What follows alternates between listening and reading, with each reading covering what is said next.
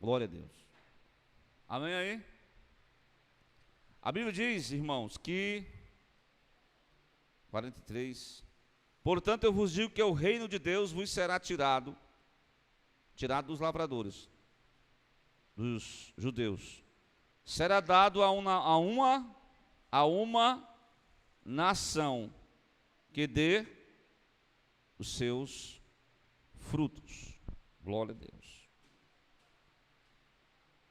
Esse versículo, vocês estão percebendo que Deus está chamando, Deus estava alistando pessoas, que no caso são os lavradores maus, mas eles fizeram muitas coisas erradas. Eu estive aqui na escola dominical, Miqueias, e percebi que os judeus, eles fizeram a sua própria interpretação da lei, né? Então, sendo que os judeus, eles rejeitaram o próprio Cristo. E aí Jesus está dizendo, né? Eu até liguei ao capítulo 1 de Malaquias, mostrando que apesar da rejeição do Deus Todo-Poderoso ser rejeitado pelo seu povo na adoração, Deus estava dizendo que iria se revelar a outras nações. E aí é que se introduz a questão da igreja de Jesus. Glória a Deus. Quando eu vou para Mateus 16, os irmãos, é uma passagem bastante conhecida, Jesus vai falar sobre uma pequena enquete. Ele pergunta para os discípulos, vocês aqui, vem cá, João, Pedro, Tiago, o que o povo está dizendo acerca da minha pessoa? Aí um disseram assim, dizem que tu és um profeta, Elias, Jeremias e outros. Aí Jesus se dirige aos discípulos e pergunta, e vocês, o que vocês estão achando? Quem eu sou? Glória a Deus. Aí o Espírito Santo revelou a Pedro, e ele disse assim, tu és o Cristo, o Filho do Deus vivo. Jesus trouxe um elogio, disse, bem-aventurado és tu, Simão, porque não foi nem a carne nem o sangue que te revelou. Entendeu aí? A revelação não foi pela a parte, né, carnal, foi algo espiritual. Então, bem-aventurado és tu, Simão, porque não foi a carne nem o sangue que te revelou. Irmãos, Paulo vai dizer isso, que ninguém pode dizer que Jesus Cristo é o Senhor se não for pela revelação divina. Glória a Deus. Diz a palavra que ninguém diz que Jesus Cristo é o Senhor se não for pela revelação. Então, a igreja de Jesus, os servos de Deus, os salvos em Cristo, eles estão na igreja porque eles sabem quem é Jesus. Você sabe quem é Jesus para você? Você sabe o que Jesus representa na tua vida? Ele é Deus, Ele é o Filho de Deus. Então eu até lembrei na semana passada, né, voltando aqui um pouquinho mais, na quinta-feira, falei sobre as crises de identidade que apliquei até para os adolescentes, né, como a minha própria adolescência. Quem eu sou em Cristo? O que eu sou em Cristo? Então, quando o adolescente fica pensando, meu Deus, né, aí ele vai ser descortinado sobre a palavra, ele vai saber que ele é povo de Deus, ele é a nação de Deus, escolhido de Deus. Irmãos, é muitos privilégios que Deus outorgou para cada um de nós. Se nós formos meditar nas palavras de Jesus, o que ele falou para a igreja, nós vamos ser edificados, nós não vamos perder a nossa referência, nós não vamos ficar como o menino, como diz o próprio escritor Paulo, que nós não sejamos meninos levados por qualquer vento de doutrina. Irmão, está caindo fogo acolá. Aí o irmão corre para lá. Mas é cuidado que pode ser um fogo estranho. Glória a Deus. Fique na palavra de Deus que é melhor. Irmão, tem uma igreja acolá que é a igreja do Caicai. Mas Jesus veio para você ficar de pé. Então fique de pé na presença de Deus. Glória a Deus. Então, A gente começa, eu mesmo passei por essa questão do propósito de Deus para com a minha vida. E a gente olha, eu sei que do ponto de vista assim, de uma igreja tradicional, cristã, ele diz assim, a igreja verdadeira é a igreja fulano de tal que Deus deixou. Não é assim que as pessoas dizem? Se Deus deixou, não é? Você tira suas conclusões. Mas qual é a igreja verdadeira? Glória a Deus. Tem umas, como é que se diz? Já do lado evangélico, né? Eu já vi numa rua ter várias igrejas. Aí o pecador assim, a pessoa fica assim, qual é a igreja que eu vou? Aí cada uma parece que quer fazer uma promoção da graça. Baratear o evangelho, como nós falamos até ontem, né, Alisson Santos? Venha para cá. Glória a Deus. Irmãos, não é bem esse sentido aí a missão da igreja. Glória a Deus. Parece que está havendo assim disputas eclesiásticas. A igreja que tem mais programas, a igreja que traz um cantor, uma cantora famosa para atrair pessoas para a igreja. Até o irmão estava comentando isso. As pessoas vão mais pelo cantor do que por Jesus, né?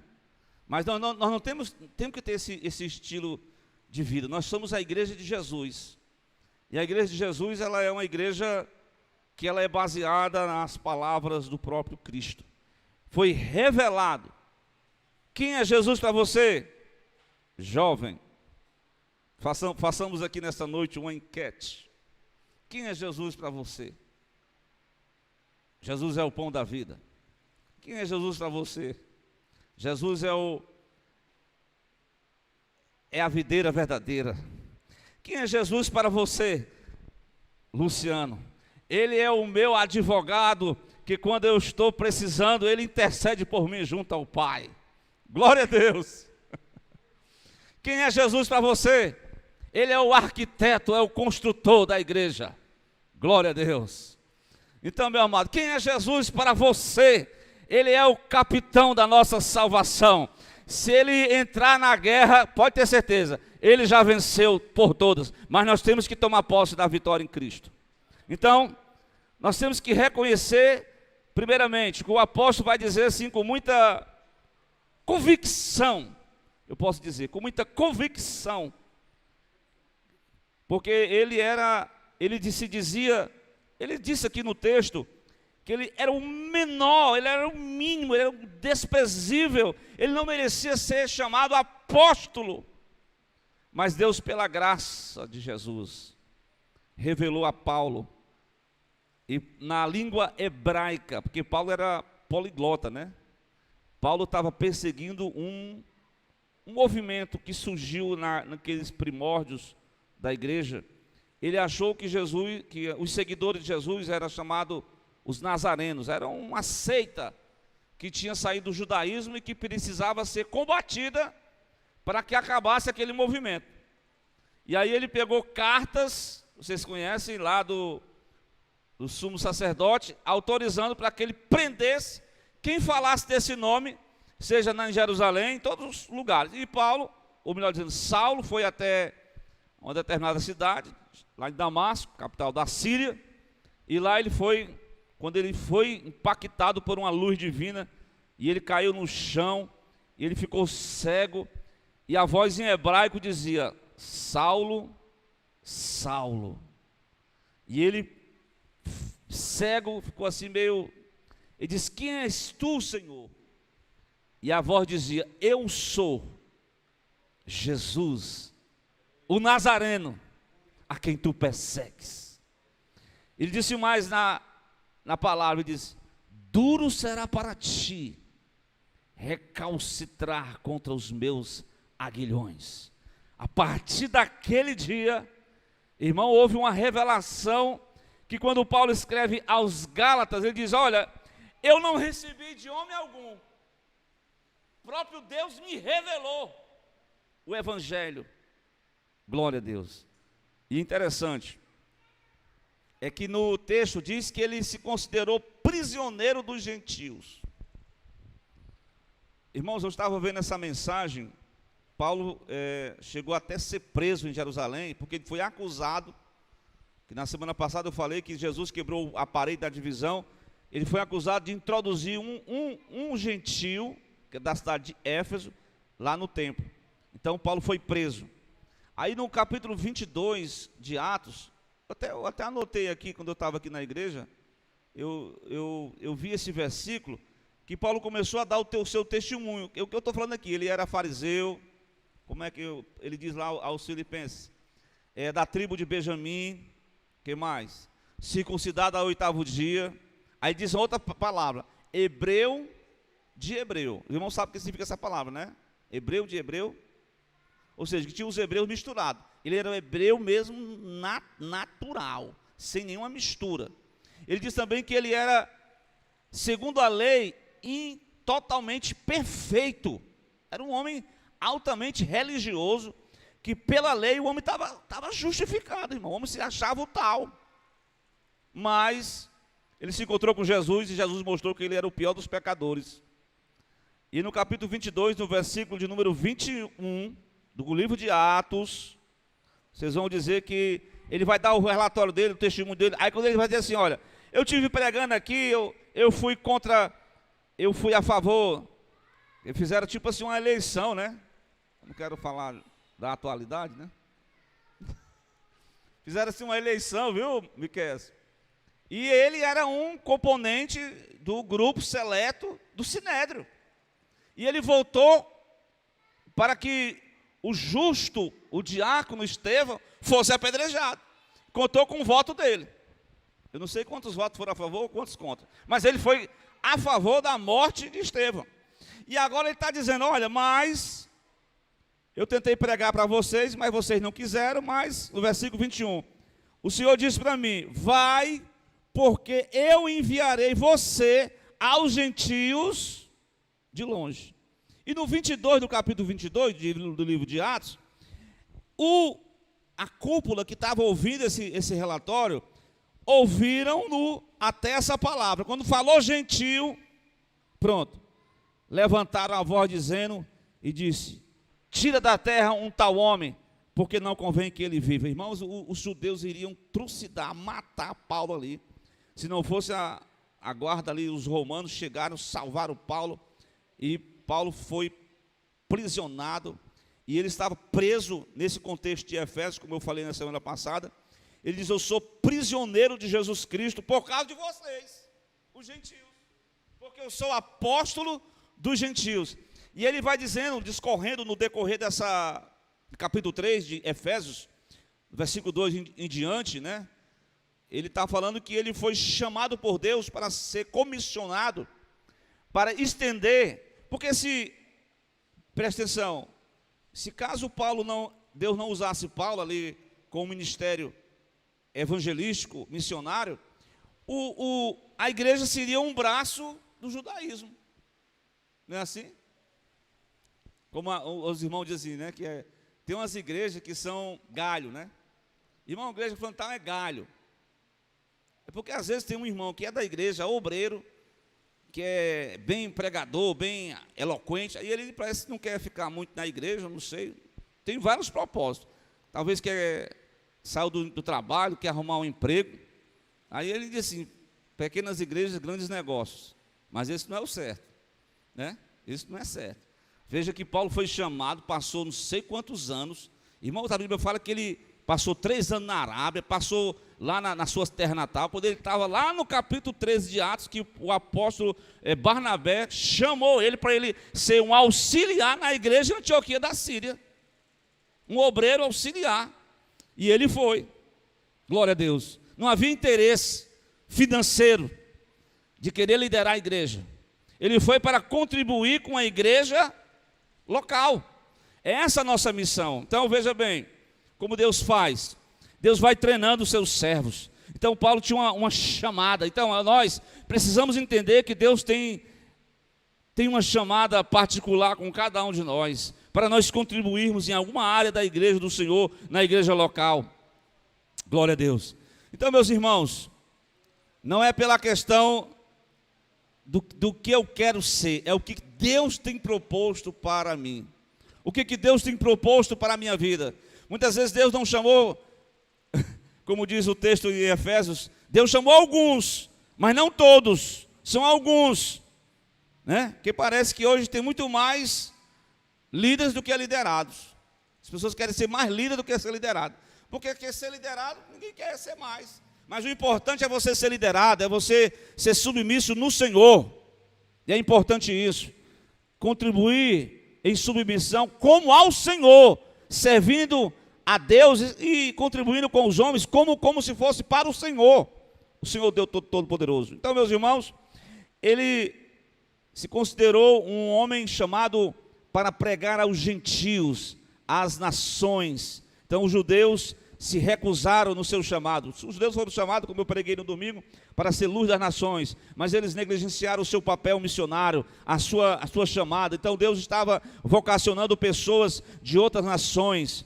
Irmãos, isso aqui é importante, porque Deus, ele não está subordinado a uma igreja, a um sistema, não é? E alguém pode dizer assim, não, mas tem gente que defende com unhas e dentes um sistema de igreja que é cheio de problemas, cheio de erro, cheio de idolatria, cheio de paganismo. Porque o problema de muitas igrejas é porque ao invés de elas se tornarem semelhantes a Cristo, elas se paganizaram, se secularizaram, se afastaram do propósito de Deus. E você não pode ficar numa igreja onde Jesus não é mais adorado. Glória a Deus. Veja que a revelação poderosa de Deus aqui, no versículo 4. Vocês estão lendo, vocês leram a carta, vocês podem perceber a minha compreensão do mistério de Cristo. Ou seja, o mistério de Cristo era algo que a natureza humana não pode perceber naturalmente, é uma revelação de Deus. E aprove a Deus revelar aos seus servos. A palavra de Deus eu achei tremendo, uma mensagem que Deus fala lá em Lucas, no capítulo 3, lembrei agora, aqui saiu bem quentinha mesmo, revelação escriturística das palavras de Deus, conforme a mensagem que o Senhor está nos direcionando nessa noite. Veja no capítulo 3 do Evangelho segundo escreveu Lucas, o versículo 1, olha aí, no meio de tanta gente, tinha autoridade religiosa, tinha autoridade política, tinha gente grande, tinha gente importante, tinha gente de todos os tipos, mas como que Deus se revelou? Veja bem, diz a palavra, que no ano 15 do império de Tibério César, começa pelo maior, que aí na época, né, era o imperador de Roma, sendo Pôncio Pilatos governador da Judéia, Herodes, tetrarca da Galileia, o seu irmão Filipe, tetrarca da Itureia, da província de Traconites, e Lisanias, tetrarca de Abilene, sendo, olha aí, os maiorais religiosos, aqui eu falei dos políticos, né? Agora os religiosos, sendo Anás e Caifás, sumos sacerdotes, diante de tanta gente importante, mas a revelação não veio para eles não, viu? Deus escondeu essas coisas aos grandes entendidos e revelou para quem, Miqueias? Aos pequeninos, glória a Deus. Então, quando Deus iria mostrar o seu propósito, o mistério de Cristo aos homens, os grandes da religião não compreenderam, os poderosos da política não entenderam, aí sendo Anás e Caifás sumo sacerdote, mas veio no deserto a palavra de Deus, para quem?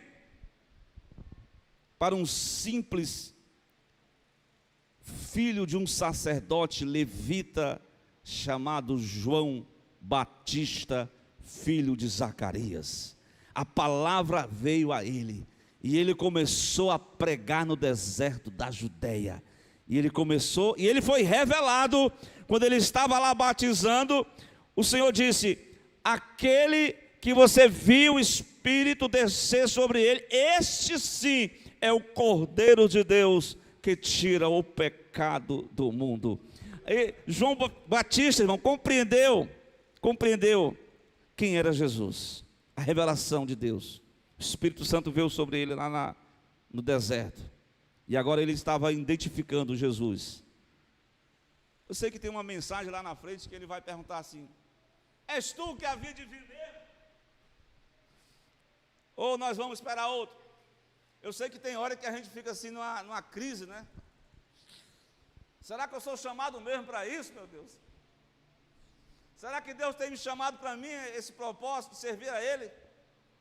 Você está às vezes numa circunstância, numa prisão, uma situação adversa, o espírito tem aquela dúvida, mas Jesus é tão bom que Ele realizou sinais e milagres. E diga a João: os coxos são levantados, os cegos veem, os paralíticos andam, os mortos são ressuscitados, e aos pobres é anunciado o Evangelho de Deus.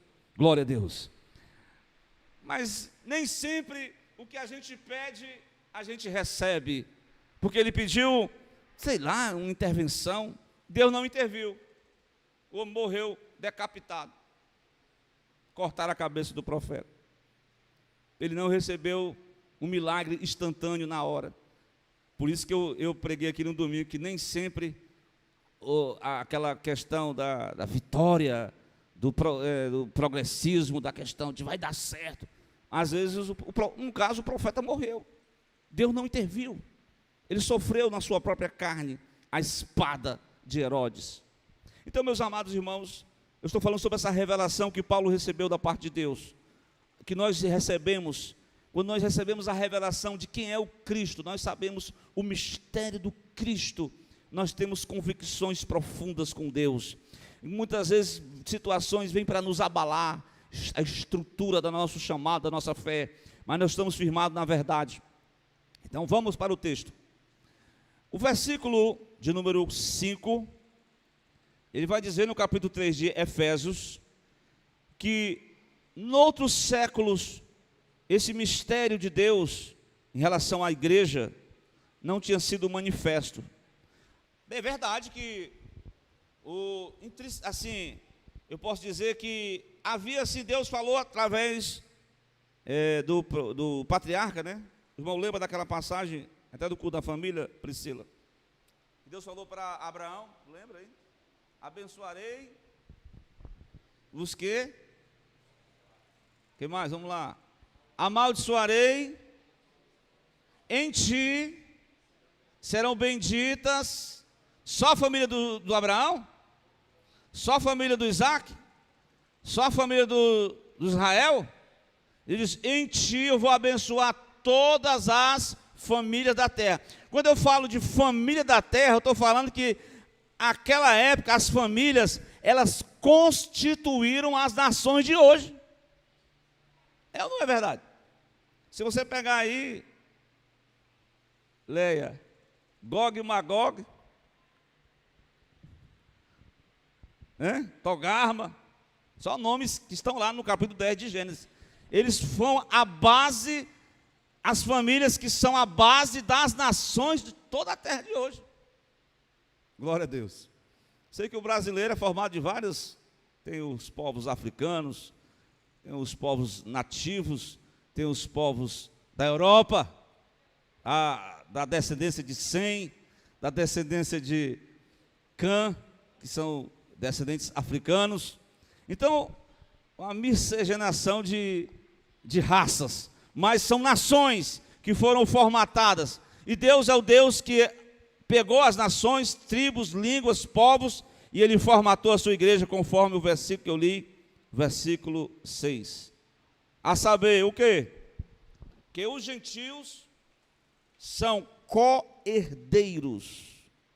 Irmãos, isso aqui causou intriga para a turma dos judeus, quando Paulo trouxe essa revelação, para dizer, olha, irmãos, Paulo escreveu aos romanos, mostrou, eu até preguei aqui uma vez, o pecado dos gentios declarado no capítulo 1 de Romanos. Paulo mostrou toda a malignidade, a corrupção dos gentios. Aí os judeus se achavam o máximo. Aí Paulo mostrou também os pecados dos religiosos, porque eles achavam que ia à igreja, ofereciam um sacrifício, achavam que estava tudo bem, mas eles faziam coisas erradas e também careciam de saber a revelação da salvação na pessoa de Jesus Cristo. Então esse mistério que Paulo está aqui, foi revelado a ele. Ele diz que os gentios são co-herdeiros de um mesmo corpo, participantes da promessa em Cristo pelo Evangelho. Os irmãos estão entendendo aí? Glória a Deus. O que isso tem a ver conosco? Eu citei na doutrina passada, nós não somos judeus por natureza, nós somos gentios totalmente. E nós temos o entendimento do que a igreja não é esse monte de gente brigando um com o outro, ministérios, quer saber qual é o maior, pastores disputando posições na mídia, pessoas querendo, como que são opositores. Não, ele está dizendo aqui que a igreja é um corpo. Deus usa pessoas, tem um determinado momento, não sei se vocês lembram, deixa eu trazer aqui a memória. Atenção, os apóstolos, plotaram um rapaz, uma pessoa lá, expulsando o demônio de outra pessoa lá. Aí os apóstolos, Jesus, vamos parar com esse negócio aqui, que esse aqui não é do nosso não. Aí Jesus disse, quem não é por nós, não é contra nós. Deixa eles falar aí, deixa eles pregar. Então nós não somos rivais. A igreja é o corpo de Cristo, é a união de judeus e gentios. Eu quero dizer para vocês que a primeira igreja formatada em Jerusalém era composta de judeus, 120 irmãos, que multiplicaram e chegou em Antioquia da Síria, em capítulo 13 de Atos, e Paulo, o apóstolo gentios, levou a mensagem para a Europa, para a Ásia, para todos os 4 cantos da terra, como diz lá em 1:8, até os de Atos 1:8, até os confins da terra. Então, isso gerou uma intriga contra os religiosos, porque Paulo está dizendo que aos pés da cruz não há macho nem fêmea, não há judeu nem gentio, não há pessoas de cores diferentes, todos são iguais, pessoas de alta posição, ricos e pobres, todos são iguais, todos são membros de um só corpo. Cristo é o interessante, Cristo, irmãos, é o cabeça que coordena, glória a Deus. Por isso, quando um líder, de forma assim arrogante, se achar dono da igreja, eu quero que vocês leiam Efésios capítulo 1, versículo de número, glória a Deus, 22, 22, exatamente, 22. Sujeitou todas as coisas aos seus pés e sobre todas as coisas o constituiu como cabeça da igreja. Irmãos, Cristo é o cabeça da igreja, glória a Deus. Alguém disse que o grande responsável pela igreja de todo o mundo é um religioso chefe da nação, do Vaticano, que manda em tudo. Irmãos, o cabeça da igreja é Cristo, glória a Deus. Mas isso não quer dizer que você vai ser desleal aos líderes. Agora tem uma coisa, os líderes têm que andar em consonância com o cabeça da igreja. Entendeu aí? Glória a Deus. Então, meus irmãos em Cristo, essa é a revelação de Deus nessa carta. Deus manifestou a igreja como um corpo de Cristo. Interessante, o corpo ele tem uma parceria. Aí, como eu falei, parece que alguns membros da igreja são rivais. Nós somos parceiros do corpo de Cristo. A palavra de Deus vai nos mostrar que a divisão do corpo, ela só traz prejuízo para o próprio corpo. Então, o corpo de Cristo, a igreja, não pode ter dissensões, contendas, briguinhas, rivalidades.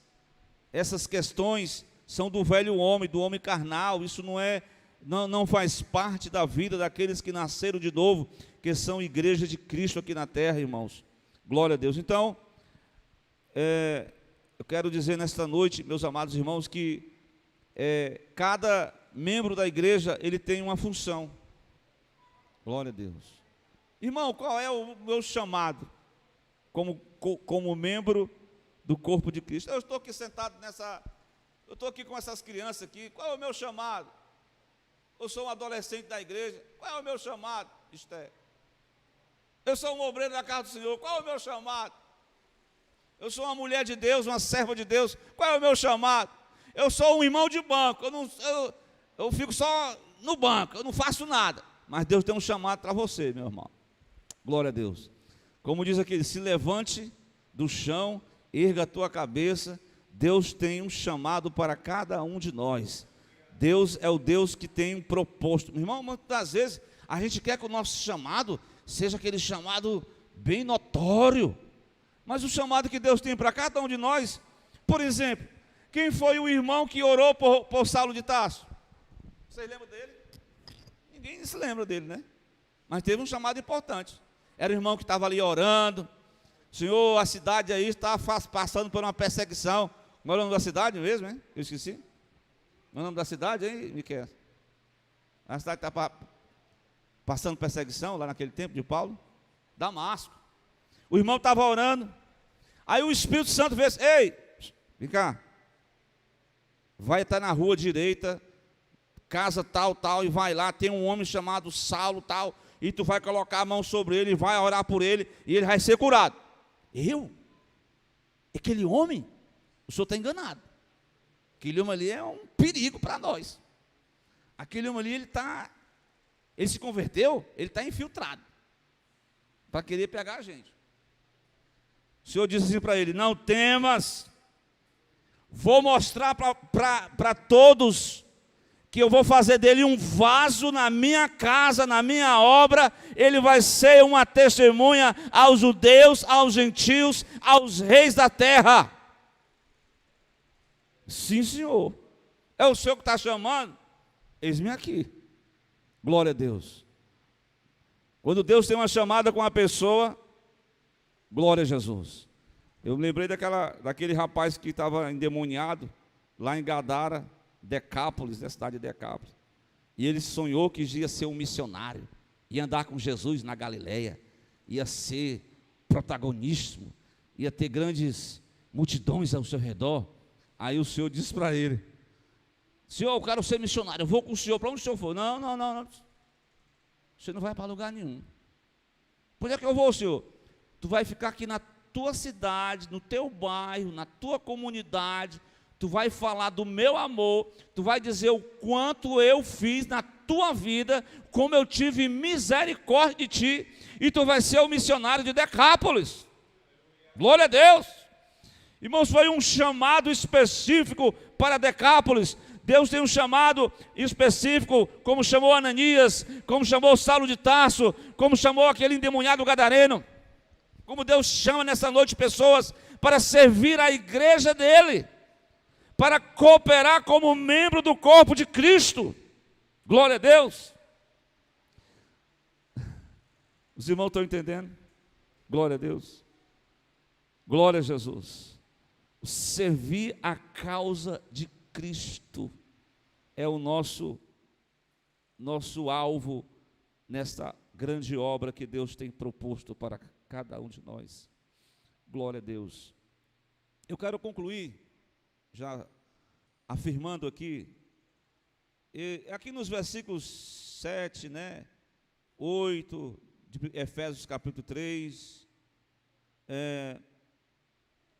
o versículo 9, ele diz: demonstrar a todos qual seja a dispensação do mistério que desde os séculos esteve oculto em Deus, que tudo criou. Glória a Deus. Mas sabe, chega no versículo 9, Paulo vai falar sobre a igreja. Ele vai dizer o seguinte: Deus tem um plano para o seu povo, para a sua igreja. O plano era com uma nação para espalhar entre as outras nações. A nação se ufanou, se inchou, se achou que era o tal. Deus trouxe a revelação eles se acharam dono da situação. Aí Deus disse: olha, irmão, no dia que um sistema religioso diz assim: olha, a igreja tal é herege. Claro que nós afirmamos que a heresia, ela está em confronto com a palavra, não é assim? Mas tem igrejas que elas se acham o máximo. Ele diz: só o ministério tal é que salva. Quem é que salva mesmo? É o ministério ou é Jesus? Hã? Quem é que salva? É o ministério ou é Jesus? Quem é que salva? É o Papa ou é o pastor? Nenhum dos dois. Pastor, se não vigiar, nem ele é salvo. E o líder religioso também, seja lá quem for. Ninguém pode se assenhorar da igreja. A igreja do Senhor Jesus. Glória a Deus. Os homens que estão à frente não passam de servos e nada mais. Amém? Mas tem pessoas que se acham dono das pessoas. São líderes que são só servos e nada mais. E o irmão falou uma vez que são os dispenseiros. Não é verdade? Eu explico aí para ele o que é dispenseiro, irmão Luiz Bluni. O dispenseiro era aquele cidadão que ficava lá debaixo do navio, botando lá, remando, pagando o preço para a embarcação seguir avante. Era o cidadão que pagava o preço, era o pior, é o peão mesmo, na palavra popular, era o peão mesmo. Era aquele que botava a mão na massa, o peão mesmo, mas que a embarcação ia avante. Às vezes o capitão estava lá no leme, esse barco aqui é poderoso, eu sou o capitão. Mas nada, quem estava cooperando era lá os marinheiros, os marujos, que estavam dando ali o sangue, o suor, para que aquela embarcação prosseguisse. Cada um tem a sua função dentro do corpo de Cristo, glória a Deus. Então Deus, Ele chama a cada um de nós para servir na sua casa, na sua igreja. Mas o versículo que eu quero que a gente conclua, é o versículo número 9. Melhor dizendo 10. Para que agora, pela igreja, a multiforme sabedoria de Deus seja conhecida dos principados e potestades nos céus.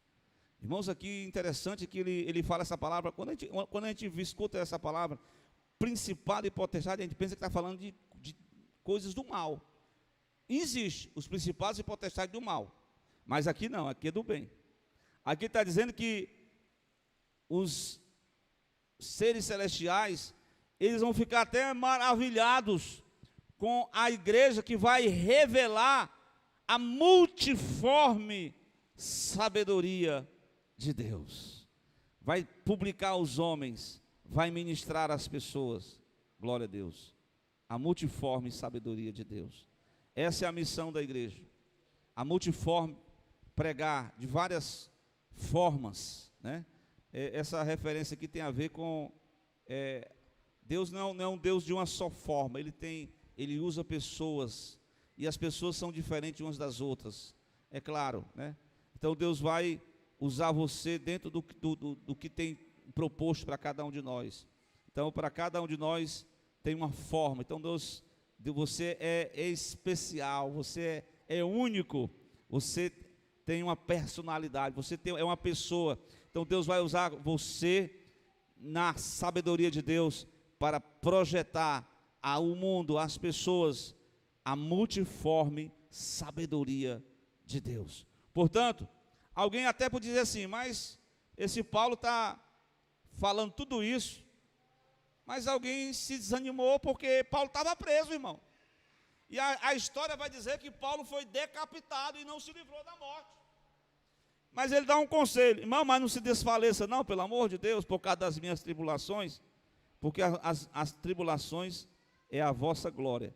Não se desanime diante das lutas que vocês estão enfrentando, glória a Deus, mas criem ânimo, criem força em Deus, estejam animados, fortalecidos, não desista do chamado, e vamos em frente, porque a vitória é nossa no nome de Jesus Cristo, glória a Deus. Então que Deus em Cristo abençoe a igreja aqui em Maraponga 2, que nós possamos prosseguir no chamado que Deus tem proposto para cada um. Veja bem, irmãos, jovens e adolescentes, Miqueias, né? A crise da identidade, quem eu sou em Cristo. Agora tem essa questão do chamado. Qual é o teu chamado? Já pensou nisso? Glória a Deus. Tem um chamado aí que as pessoas querem ser isso, aquilo, mas irmão, coloque diante de Deus, porque Deus tem uma direção para tomar para cada um de nós. Muitas das decisões que nós tomamos erradas, nós vamos padecer de decisões erradas, mas é preciso escolher a decisão certa, direcionada pela presença de Deus, pela direção de Deus. Vamos ficar de pé para a gente fazer uma oração ao Senhor, nosso Deus, nessa noite. Quem precisa de oração? Eis-me aqui. Então, meu irmão, peça ao Senhor nesta noite a graça de Deus, a sabedoria de Deus, que Ele vai dirigir a tua vida, que Ele vai dirigir os teus passos, que tu vai contribuir com a obra de Deus aqui neste lugar, que tu vai ser uma bênção para a tua família, para a tua comunidade, para os teus, aonde tu estás, no teu trabalho, na tua labuta. Deus vai usar a tua boca para manifestar a multiforme sabedoria de Deus. E Deus quer usar cada um de nós. Cada pessoa é importante. Como diz o hino 70, não sei se é o 75, diz: há trabalho pronto para ti, cristão. Há um trabalho pronto para cada um de nós. E nós às vezes achamos que é trabalhos suntuosos, coisas, mas Deus quer usar você de forma simples. Deus é o Deus da simplicidade. Então seja um vaso nas mãos de Deus, seja um instrumento de Deus. Começa a pedir a sabedoria de Deus. Deus vai te guiar em meio às tormentas dessa vida, e você não vai se desfalecer, não vai se desanimar quando a tribulação bater, quando a dificuldade bater, quando o desânimo vier bater na sua porta. Você sabe em quem você tem crido, qual é a sua chamada em Deus, e nada separa você do amor de Deus em Cristo Jesus. Amém? Vamos orar? Glória a Deus.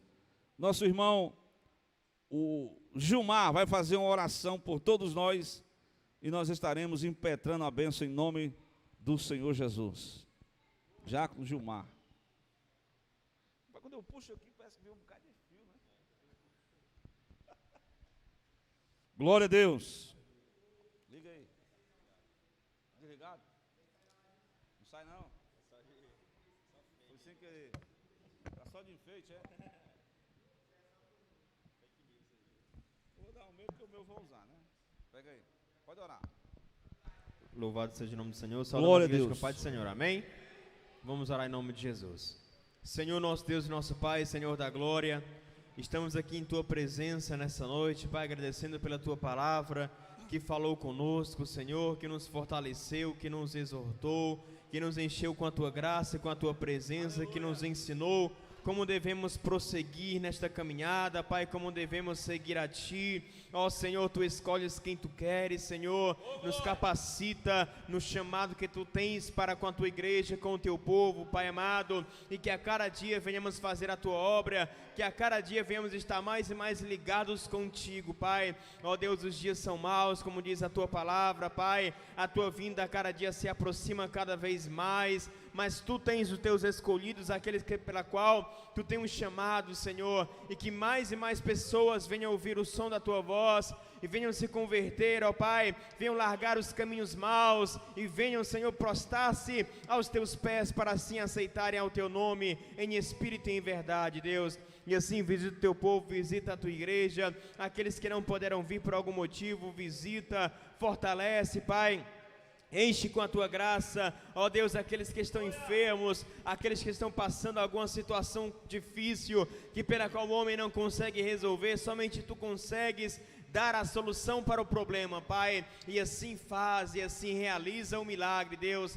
aquele familiar também que não aceitou ainda a Ti, visita, salva, traz para a Tua casa, desperta o Teu povo e desperta a Tua igreja amada a cada dia, porque Tu estás próximo de voltar, Tu estás às portas, Pai, e que nós viemos estar vigilante, Deus, e assim, Senhor, que nós oramos a Ti e Te agradecemos pelas Tuas bênçãos, Pai, em nome do Senhor Jesus, amém, Deus. Irmãos, e que a graça do Senhor Jesus Cristo, o grande amor de Deus nosso Pai, a comunhão do Espírito Santo de Deus, seja com toda a igreja aqui presente, e desde agora e para todos